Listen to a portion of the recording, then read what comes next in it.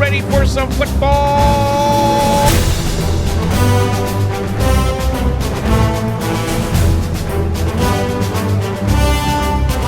Welcome aboard, everybody, here to the Sports Talk Nation. Michael Cohen here with you. And yes, we are back. And yes, hard to believe. It's hard to believe, folks. Yes, football season is indeed finally here. This is why in this area, the New York tri-state area, New Jersey as well, it's nice to have two first-place teams in baseball with the Mets and the Yankees in spite of recent struggles over the last several days, with the Mets losing a couple of games to the Nationals and Pirates. And, of course, the Yankees have been up and down with some of their offensive woes as well. But both of those teams are in first place, and because of that success, there's been really not much talk in this area about the NFL season, and here we are. It has snuck up on us. Football season is here, believe it or not. Going to talk about the Jets, going to talk a little bit about the Giants, and yes, I will drop my picks for the season. And that doesn't include the Super Bowl, which is probably going to be dead wrong, but I don't care. We're going to drop it anyway. So, first of all, on the New York Jets, as we all know, the season opening on Sunday against the Baltimore Ravens. The big story is that Joe Flacco will start this season for the New York Jets under center. Zach Wilson will be sidelined until at least week 4. Now, this, of course, is a bit of a contrast from what we heard the other day from head coach Robert Saleh, who said that, there was a chance that Zach Wilson could play. There was an opportunity, that maybe he was looking a little bit better, a little healthier with his knee, but not the case. The Jets are going to take precaution to the wind for that matter, and they are going to sit Zach Wilson for 3 additional weeks. Wilson was asked about this by reporters. He said, I knew about this for a while, and then he tried to backtrack from that. So, obviously, the media are looking for something there, for some conspiracy theory, but let's just be honest, the Jets didn't want to make any announcements. That's going to be what the Jets are going to go with to start the season, with Flacco under center. Now, this is a team that's had a lot of changes. We'll get to the issues with the quarterback situation in a minute. This team has had a slew of changes. They certainly we've heard a lot about the talent that this roster now comprises at the skill positions, namely at wide receiver and at running back. We know, obviously, with Elijah Moore, Garrett Wilson, who looks like he could be a very nice piece to this mix on offense at wide receiver. The tight ends certainly is an improvement from years past with veterans like C.J. Uzomah and Tyler Conklin. We know about the weapons in the backfield with Breece Hall and, of course, Michael Carter. The weapons are there. Should Jet fans feel confident with Joe Flacco running the offense, at least to start this season?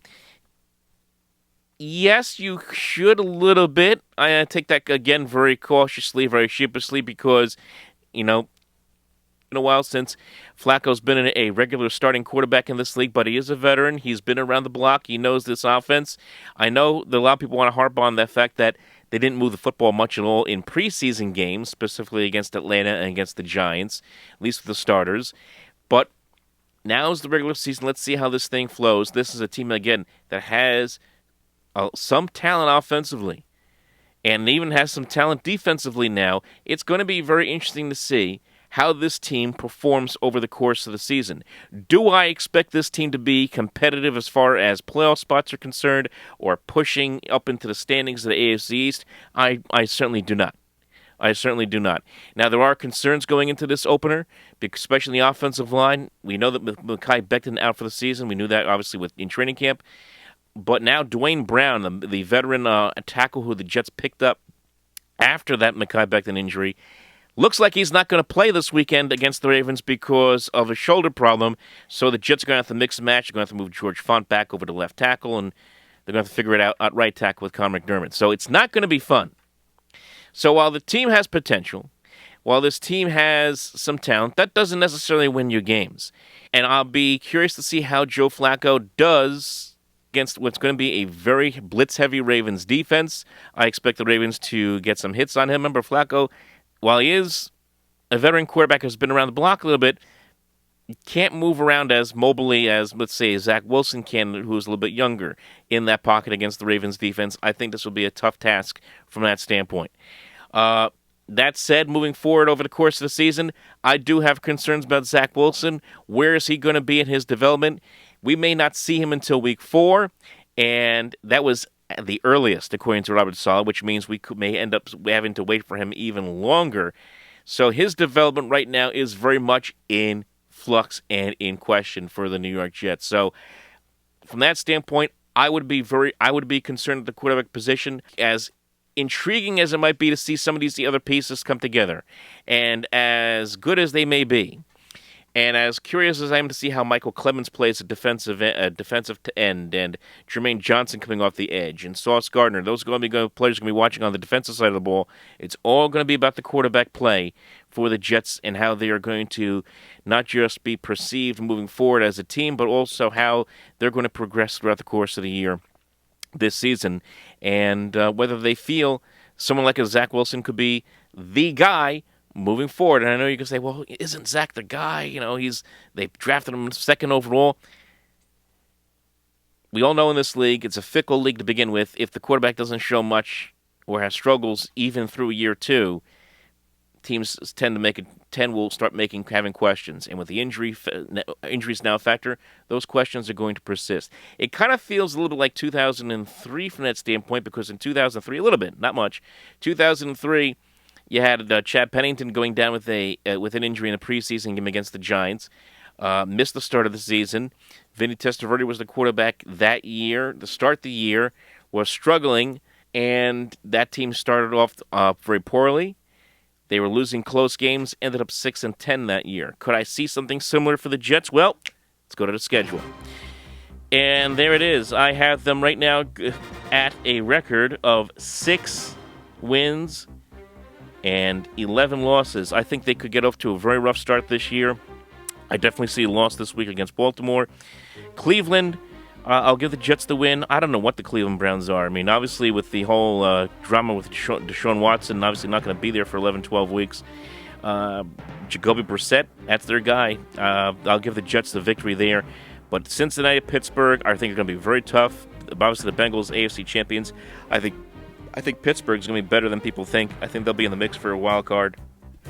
Even with Mitchell Trubisky under center, he's looked good with that team so far. And I know a lot of people love the Dolphins. I don't love the Dolphins. I think the Jets could get, and there's been a lot of talk about the Jets finally getting off the Schneider in the division and getting some wins there. I think they could. There's a chance they could. I'll give them a win against the Dolphins. But then there is that 5-week stretch at the Packers, at the Broncos, the Patriots, the Bills, at the Patriots. That is murderer's row for the New York Jets. They're going to have a hard time. And that's really where their season could sink or swim. So potentially 6 wins, depending on how things go towards the end of the season. Maybe they get some wins at the end of the year with Detroit, Jacksonville, Seattle. Seattle may not be very good this year.